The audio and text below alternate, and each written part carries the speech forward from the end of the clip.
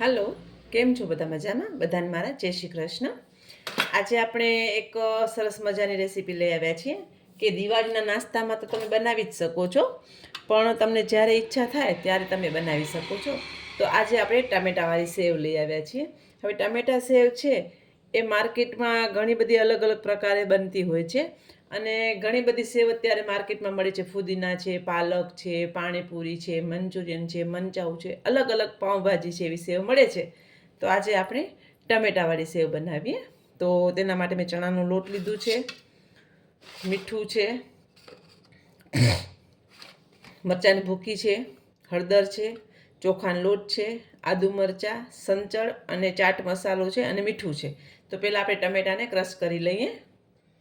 તો ટમેટાને આપણે પ્યુરી બનાવી લીધી છે અને એને એકવાર ગાળી લઈએ, કારણ કે એમાં જેટલું બધું કચરું કે જેનું છાલ હોય ને એ નીકળી જાય. હવે આપણે એમાં સ્વાદ પ્રમાણે મીઠું, 1 ચમચી ચોખાનો લોટ નાખવાથી સેવ એકદમ ક્રિસ્પી થાય છે અને સરસ થાય છે. મરચાંની પાવડર છે, હળદર છે અને જે ટામેટો પ્યુરી આપણે જે બનાવીને એ પહેલાં લઈ લેશું અને જરૂર પડશે તો આપણે થોડુંક પાણી એમાં લેશું. કેમકે અત્યારે બહુ જ સરસ માર્કેટમાં સેવની વેરાયટીઓ મળતી હોય છે અને સેવ એક એવો નાસ્તો છે ને કે નાના મોટા બધાને ભાવે છે અને સ્કૂલના ડબ્બામાં પણ તમે છોકરાઓને નાખીને આપી શકો છો અને કલર પણ તમે જોઈ શકો છો કે નેચરલ જ છે.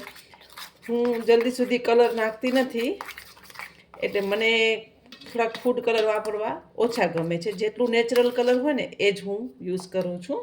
તો આપણે અત્યારે પાણી નાખવાની જરૂર નથી અને તેલ મેં ગરમ કરવા મૂક્યું છે. સંચળ ને મીઠું છે એ આપણે ઉપરથી એમાં છાંટવા માટે લીધું છે. આવી રીતે મારા પાસે સંચો છે, એમાં આપણે સેવને બેટર લઈ લેશું.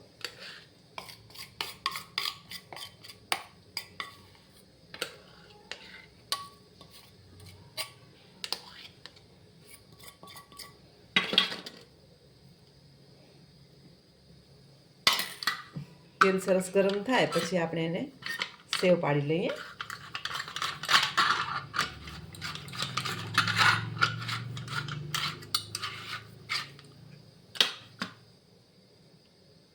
તો આપણું તેલ સરસ ગરમ થઈ ગયું છે.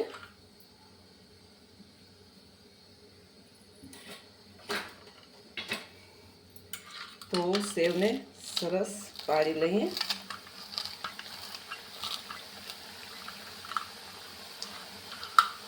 અને સેવ મેં થોડીક જાડી જ રાખી છે, કારણ કે આવી ફ્લેવરવાળી સેવ હોય છે ને થોડીક જાડી હોય ને તો જ સારી લાગે છે.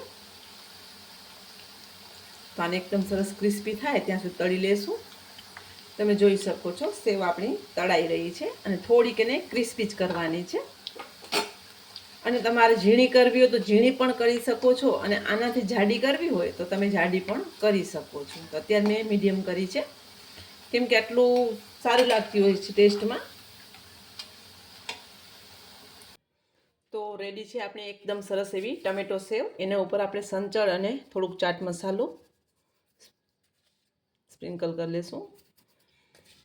બહુ ટેસ્ટી બને છે અને આનામાંથી તમને ચેવડું બનાવવું હોય તો સેવવાળો ચેવડો બનાવી શકો છો. એમાં તમે સિંગદાણા છે, ચણાની દાળ છે, સિંગદાણા તળીને અને ચણાની દાળ રેડી મળે છે, અથવા આપણે વિડીયો આગળ અપલોડ કરેલો ચણાની દાળનો, લીમડો છે, કાજુ દ્રાક્ષ છે નાખી અને તમે એ ચેવડો બનાવી શકો છો. તો તમે એને પણ સર્વ કરી શકો છો. કોઈ પણ સેવ સાથે એવો ચેવડો બને છે.